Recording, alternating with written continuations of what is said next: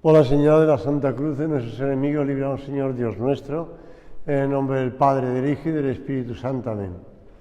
Perdón. Señor mío y Dios mío, creo firmemente que estás aquí, que me ves, que me oyes. Te adoro con profunda reverencia. Te pido perdón de mis pecados y gracia para hacer con fruto este rato de oración. Madre mía Inmaculada, San José mi Padre y Señor, Ángel de mi guarda, interceded por mí.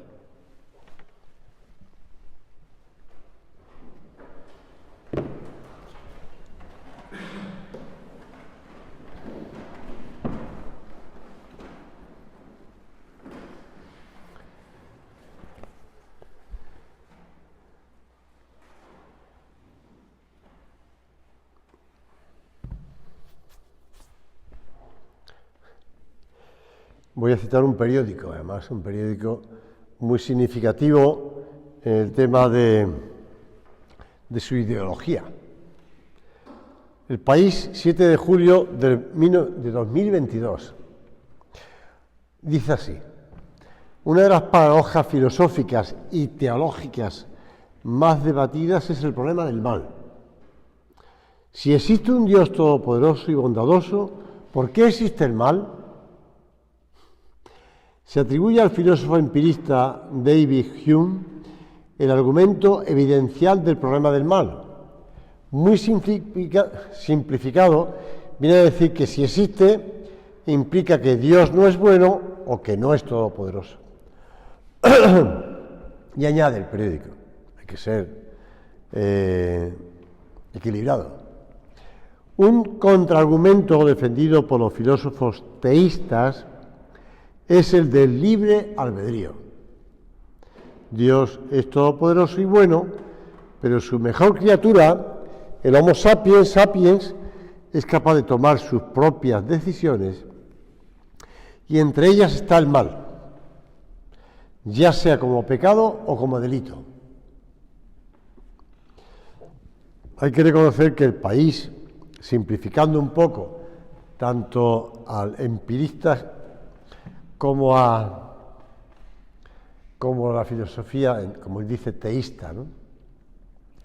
Me he sonreído cuando he dicho la palabra empirista, porque cuando yo estaba en Santiago de Compostela, es que me he acordado sobre la marcha, estaba en Santiago de Compostela, estuvimos arreglando una casa donde nos reuníamos sacerdotes de Santiago, de la diócesis, pues todas las semanas.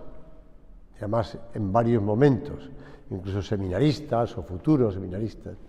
Y entonces, claro, Santiago de Compostela es un sitio que de vez en cuando llueve, mejor dicho, de vez en cuando no llueve. Y entonces, pues decidí buscar un paragüero amplio, porque venían un grupo de gente numerosa. Vi que había algunos por Santiago que eran de hierro, y tenían una concha, una vieira, con lo cual me gustó mucho, me enteré dónde podían encontrarlo y me dijeron, mire, por tal sitio, saliendo un poquito, hay un camino, no se sorprenda si es un camino medio de tierra, y allí al fondo hay una especie de nave, y ahí trabajan el hierro, y yo creo que allí lo hacen. Vale, me fui para allá, efectivamente tuve que buscar el camino. Llegué a la nave, una nave relativamente grande, y cuando entré allí, sorprendido de dónde estaba, porque no me imaginaba yo aquello, pues vi que había gente ahí trabajando, con monos azul de trabajo, tal. Entonces se me acercó una persona muy amable y me dijo, mire, pues ¿qué desea? Pues mire, yo quisiera un paragüero, tal, que he visto, ustedes los hacen. Ah, pues sí, nosotros lo hacemos. Bueno, pues me enseña algún modelo, alguna cosa. Me dijo, no, aquí somos empiristas. Yo cuando vi a una persona con el mono azul que me decía que era empirista, yo me imaginaba a David Hume y me tronchaba. Entonces me quedé sorprendido hasta que dije, lo entiendo. Saqué de la maleta el maletín que llevaba un folio, le hice un dibujo, tal dimensiones, Ah, muy bien, deme el folio. Dentro de tantos días ya lo tendrá. Ah, muy bien, estupendo. Eran empiristas. Y tú le hacías un dibujo y ellos te hacían lo que tú querías. Pues tanto David Hume empirista como la filosofía ateísta están contrapuestas, ¿verdad? Porque para los empiristas no existe la causa, no existen causas. Es todo pura, si quieres, choque con la realidad, vamos. Un dato, otro dato, pero no tienen relación entre sí. En cambio, nosotros estamos con el libre albedrío. Y el libre albedrío es el que ha introducido el mal en el mundo. Y tengo aquí escrito, el otro día leía un artículo donde un libro, sí, donde alguien citaba a Hannah Arendt, cosa que me sorprendió porque no me pensaba en ese momento encontrarme hablando de alguien que me hablara de Hannah Arendt en ese sitio. Ah, sí, era un libro escrito por un amigo vuestro, pues que está hablando del matrimonio. Entonces, Hannah Arendt es una mujer judía, de raza judía, conversa, pero judía. Entonces era una de las principales, digamos, escritoras y de pensamiento político del siglo XX. Y esta mujer, filósofa, ya digo, que en la adolescencia pues se encontró con la persecución a los judíos y el Holocausto, fue enviada por su revista a un juicio de una persona que había huido de Alemania y que pues después lo detuvieron, y en el 61 pues en Israel, porque los judíos los secuestraron de Argentina y los llevaron a Israel. Entonces Hannah Arendt estaba allí siguiendo el proceso como corresponsal de una revista norteamericana, de New York, y entonces pues ella estaba asistiendo a lo que pasaba allí. Y va relatando. Dice, Adolf Eichmann, el arquitecto del Holocausto, el nazi que favoreció, propició y permitió la muerte y el sufrimiento atroz de millones de personas, no se sentía culpable. No pensaba, no planificaba, no construía. Manifestó, mi cometido era solo de técnico de transportes. Eso es lo que este hombre aducía ante la acusación que le estaban haciendo en ese juicio sobre que él había organizado la gran solución para acabar con los judíos. Conseguir que fueran muchos a la vez a campos de concentración y desaparecieran. Por eso Hannah Arendt titulaba aquello diciendo, fue como si en aquellos últimos minutos resumiera la lección que su larga carrera de maldad nos ha enseñado, la lección de la terrible banalidad del mal. Y esta frase la acuñó ella y sirvió después para que algunas personas la utilizaran. La terrible banalidad del mal, ante la que las palabras y el pensamiento se sienten impotentes. ¿Por qué estoy hablando de esto? Porque junto con todo lo que hemos hablado en la anterior meditación, del amor de Dios por nosotros, de la creación del mundo, de tu propia persona, de tu ser, de las personas que quieres, que Dios ha creado, se contrapone el pecado original que vuestros hijos ya están estudiando, porque ya están haciendo la catequesis donde habla del bautismo, que perdona el pecado original. Algunos se quedan sin poner original, pero yo cuando corrijo la catequesis se lo explico. A ver, el otro día estaba preguntándole, fulanito, ¿qué pecados se nos perdonan con el bautismo? Entonces ya saltaban varios en el equipo. Ya, es muy fácil, cállate. Y el otro pobre hombre desconcertado, primero porque no sabía a qué estaba preguntando y segundo porque sus compañeros ya se estaban adelantando a él. Pues se nos perdona el pecado original, pero el pecado original es la causa del mal. Porque el mal es la ausencia de bien. Así como Adán y Eva fueron tentados porque conocerían el bien y el mal, efectivamente, conocieron el mal, la ausencia de bien. Pero fueron ellos los que lo introdujeron. Fueron ellos los que se pusieron enfrente a Dios y quisieron ser como dioses. Y esto es lo que sigue ocurriendo. La terrible banalización del mal. Pues sí, la banalidad del mal.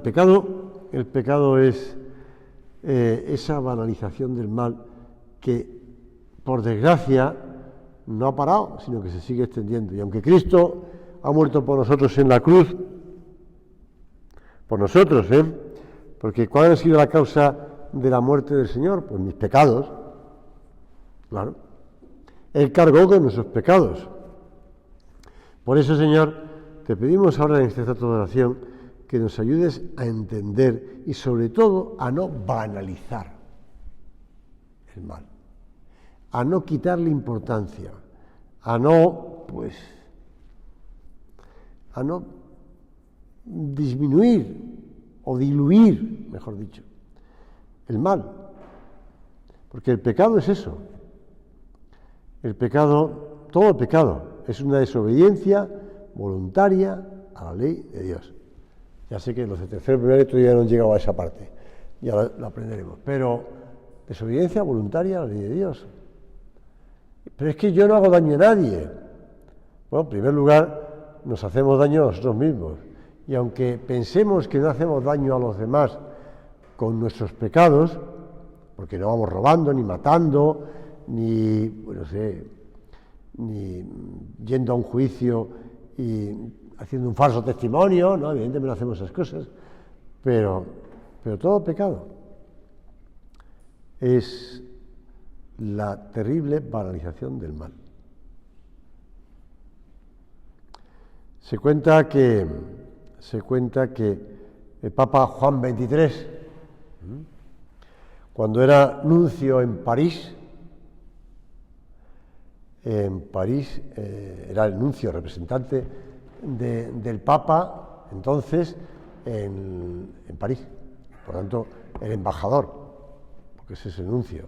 Está la embajada de los distintos países, pero la nunciatura es la embajada del Vaticano. Entonces, pues típica fiesta, típica cena de estas allí de embajadores, tal, y él estaba sentado en la mesa, bajito, gordo, era el Papa, entonces Juan XXIII, y entonces le colocaron al lado a una señora que manifestaba su erudición física con la ropa que tenía, quiero decir, que mostraba bastante sus potencias. Y entonces el Papa, que entonces no era Papa, era arzobispo, pues tomó una manzana del frutero que tenía en medio de la mesa y se lo ofreció amablemente a la señora. La señora se lo agradeció y dijo: ¿por qué me ofrece usted una manzana? Si no... Pues mire, como nuestra madre Eva, al comer la manzana se dio cuenta de que estaba desnuda, bueno, pues eso, ¿no? Pues ella tampoco era consciente de que estaba desnuda, o por lo menos bastante semidesnuda. Pues vamos a entender que a veces nos cuesta entender el pecado y nos cuesta reconocer que somos pecadores, y eso que lo repetimos tantas veces en el Ave María: ruega por nosotros pecadores, ruega por nosotros pecadores. El pecado de soberbia es ese querer centro, desplazando a Dios, que es lo que le pasó a Adán y Eva, pues es el enemigo número uno de nuestra santidad. El otro día, un profesor del colegio me preguntó que por qué se llaman pecados capitales. Me sorprendió la pregunta, pero yo comprendo que muchas veces no se sabe. Con lo cual, pues me pareció muy adecuada. Entonces le dije: vamos a ver, mira, los pecados capitales, los 7 pecados capitales son donde, como el racimo, donde cuelgan los demás pecados. Entonces son como el centro gordo donde cuelgan los demás. Entonces por eso se llaman capitales, porque son cabeza, caput. Igual que el quicio de una puerta, donde se gira la puerta, también viene de ahí. Quicio, caput. Pues los pecados capitales. Entonces la soberbia es el peor. El peor. Si quieres, si los demás pecados capitales, cada uno cuelgan otros pecados, pues de la soberbia donde cuelgan los demás, si quieres. Lo explicaba la misma Santa Teresa de Jesús. Santa Teresa de Jesús le escribía a sus queridas monjas, explicándole muchas cosas, y decía, ¿y por qué esta persona que sí que hace cosas buenas y tal, va creciendo, pero se queda pequeñita, no termina de desarrollar la rama lo suficiente, no da muchos frutos, está como enanita, ¿no? Como esos árboles, como esos bonsáis que a veces pues no crecen, claro, van cortando cosas. Pues igual. Decía ella, porque tiene un punto de amor propio, porque tiene un punto de soberbia. Señor, la soberbia que llevó a Adán y Eva a enfrentarse a Dios, la soberbia, somos conscientes de que es lo que nos separa tantas veces de ti, que nos hace disminuir nuestra propia responsabilidad, que nos hace excusarnos ante nuestros propios pecados, la que nos hace justificarnos, la que nos impide muchas veces confesarnos porque nos da vergüenza, cuando realmente la vergüenza es para pecar, pero no para confesarse. Pero bueno. Entonces, el demonio nos quita la vergüenza para pecar y en cambio nos la da para confesarnos. Por eso, Señor, te pedimos que nos ayudes a luchar,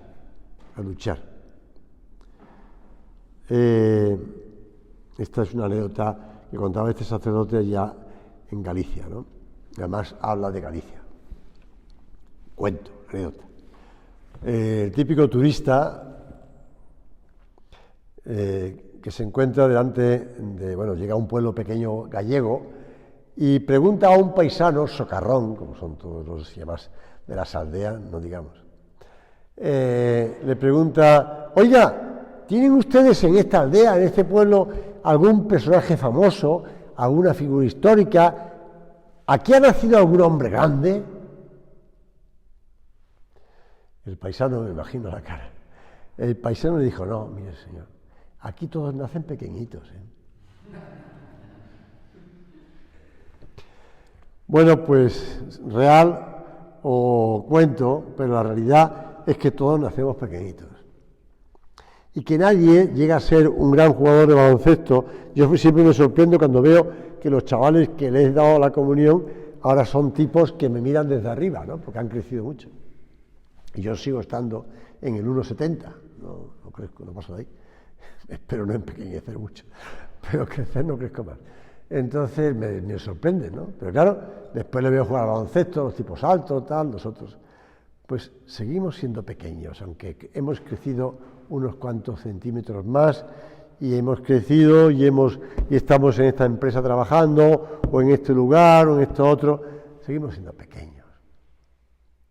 Que no nos crezcamos por la soberbia. Solo Dios es grande. Solo Dios es grande. Y además muchas veces la soberbia, además de pecado, es ridícula. Y hablando de Galicia, salía yo de una casa, era el último que estaba en la casa, pues era la casa anterior a aquella que habíamos arreglado cerca de la catedral para reuniones con sacerdotes, que contaba, pues era una casa pequeñita que la habíamos alquilado. Mientras tanto, las obras y tal. Y entonces, esa casa estaba en típicas calles de Santiago, estrechas, donde había doble circulación, pues lo típico. Que yo salí mirando a la izquierda a ver si llegaba un coche y no me fijé lo que tenía delante. Entonces, al intentar cruzar rápido, me pegué con esos volardos que están en las aceras para que los coches no aparquen encima. y me pegó un volardo a la altura propia de pegarte el volardo. Tan es así que me doblé. Y aprovechando que ya estaba doblado, dejé el maletín que llevaba en la mano para mirar como si estuviera cogiendo alguna cosa, para disimular que me había dado contra ese sitio. Y entonces levanté la mirada a ver si alguien estaba fijándose en la tontería que estaba haciendo, y vi a una pareja que me estaba mirando enfrente y se estaban tronchando. Y dije, eres tonto, y además te duele. Pero te duele más el amor propio. Bueno, pues somos así ridículos muchas veces. Muchas veces somos ridículos. Y hacemos el ridículo intentando como pues parecer mejor de lo que somos, o de aparentar lo que no somos, o de engañarnos, ¿no? Señor, te pedimos en este rato de oración que nos ayudes a desenmascararnos, que nos ayudes a ganar en sencillez, a ganar en sencillez. Se aprende mucho de los niños, que te dicen las cosas con gran sencillez, sin ningún problema, y no tienen miedo a confundirse, y te dicen cualquier cosa. El otro día, cuando yo estaba acabándose de montar el Belén del colegio, un niño de primera primaria que pasaba por allí me miró y me dijo, y entonces tú vas a consagrar eso, ¿no? Consagrar, ya de entrada, consagrar eso, porque tú eres el jefe de la iglesia. Yo el jefe de la iglesia, digo, burlándose para mí. Y además de consagrar, él estaba diciendo, usted o tú vas a bendecir el Belén porque tú eres el sacerdote, ¿no? Pero claro, para él, que de primera primaria, quien celebra la misa de primera primaria soy yo, con lo cual soy el jefe. Bueno, pues el jefe de esa, consagrar eso porque tú eres el jefe de la iglesia. Pues el chaval lo dijo con toda la naturalidad del mundo, no buscaba las palabras exactas, apropiadas, tal, no, lo dijo como lo pensaba. Y tenía razón, con lo cual me hizo mucha gracia y le dije, por supuesto, yo lo voy a hacer. El niño se fue tranquilo y ya está. Bueno, pues eso, confiarnos en el Señor y menos en nosotros mismos. No nos engañemos, no nos justifiquemos. Pedir al Señor, Señor, ayúdame a ganar en sencillez, a ganar en eso, en confianza contigo. Ayúdame a abrir mi corazón manifestando, pues, en las cosas en las que no he hecho bien y pedirte perdón. No olvidemos que, como dice el Catecismo de la Iglesia Católica, morir en pecado mortal sin estar arrepentidos ni acoger el amor misericordioso de Dios significa permanecer separados de Él para siempre, por nuestra propia y libre elección. Este estado de autoexclusión definitiva de la comunión con Dios y con los bienaventurados es lo que se designa con la palabra infierno. Y por mucho, tenía por ahí otro artículo del País hace tiempo que hablaba de que Juan Pablo II había resucitado el infierno. Y dije, ¿desde cuándo? Textual, ¿Desde cuándo el infierno estaba muerto? Pero bueno, pues había resucitado el infierno. Pues que no nos engañemos, que tenemos que dejar de verdad, pues, de lado las cosas que nos separan del Señor. La parábola del hijo pródigo, en el que, como dice el Catecismo de la Iglesia Católica, donde Cristo, Él que conoce muy bien cómo es el corazón del Padre, nos lo manifiesta. Qué bonito es eso, que lo recoge el Catecismo de la Iglesia Católica. Cristo es el que conoce muy bien cómo es el corazón de Dios Padre. Pues lo manifiesta en la parábola del hijo pródigo. Pues sí. Y decía San José María, Dios nos espera como el padre de la parábola, extendido los brazos, aunque no lo merezcamos. El otro día, entre las catequesis que estábamos corrigiendo, y estábamos hablando, y estábamos aprendiendo los mandamientos, los sacramentos y tal, un niño me mostró una página avanzada ya de la catequesis, no sé si era la 32 o la 33, en la que aparecían dos dibujos, y me decía, ¿este quién es? Moisés. Entonces dije, no es Moisés, ya te explicaré. Pero como estaba con otra, pues no le pude explicar quién era. Pero vamos, ya llegaremos a esa catequesis y le explicaré quién es. Porque era el padre que sale a recibir al cruce de caminos a su hijo, esperando que venga. Y un día por fin viene. Y aunque el hijo le dice, no merezco ser llamado hijo tuyo, el padre le levanta, le abraza y le invita a la fiesta porque ha vuelto este hijo que estaba muerto y ha vuelto a la vida. Y decía San José María, aunque no lo merezcamos, no importa nuestra deuda, como en el caso del hijo pródigo, hace falta solo que abramos el corazón, que tengamos añoranza del hogar de nuestro Padre, que nos maravillemos y nos alegremos ante el don que Dios nos hace de podernos llamar y de ser, a pesar de tanta falta de correspondencia por nuestra parte, verdaderamente hijos suyos. Pues sí, que nos podemos llamar y ser, a pesar de nuestra falta de correspondencia, hijos suyos. Señor, abrimos nuestro corazón y te decimos que nos ayude. La sinceridad con uno mismo no resulta nada barata. Existe un alto precio, la renuncia al amor propio que lleva a confundir la verdad con la utilidad, la lucha con la soberbia, que pretende constituirnos en baremo y medida de todas las cosas. Y además hace falta una buena dosis de humildad para querer ver las cosas como son y no como nos gustaría que fuesen. Señor, ¿cuántas veces hemos tropezado y caído y nos cuesta levantarnos? E intentamos aparentar que no hemos caído para no avergonzarnos delante de los demás.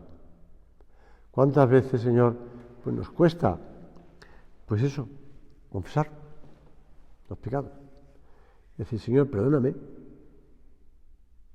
El beato Álvaro del Portillo le gustaba repetir una especie como de ejaculatoria, ¿no? Señor, gracias. Empezamos la meditación anterior dando gracias a Dios por la creación y por no habernos dado la vida, por hacernos hijos suyos. Señor, gracias. Después añadía, perdón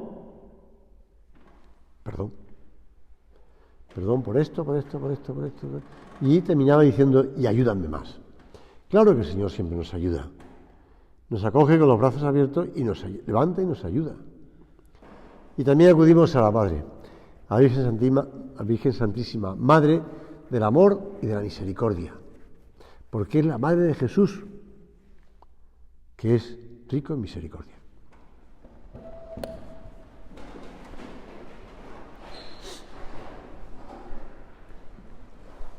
Te doy gracias, Dios mío, por los buenos propósitos, afectos e inspiraciones que me has comunicado en esta meditación. Te pido ayuda para ponerlos por obra. Madre mía Inmaculada, San José, mi Padre y Señor, Ángel de mi guarda, interceded por mí.